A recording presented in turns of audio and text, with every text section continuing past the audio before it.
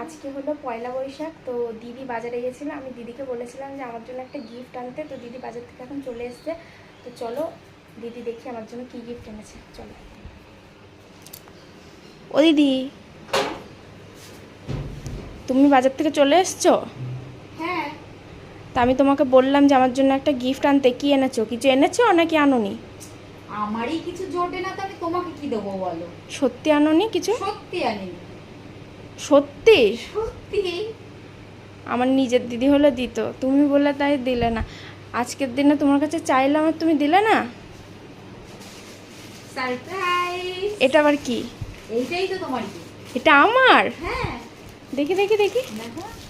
তো এই যে দিদি আমার জন্য গিফট নিয়ে এসছে। চালাকি করছিল এত সময়। আচ্ছা, তুমি গিফট এনেছো, তুমি গিফটটা খোলো, দেখি কিরকম হয়েছে। দেখো,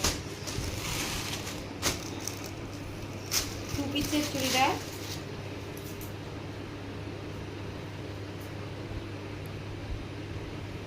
কালারটা তো খুব সুন্দর লাগছে।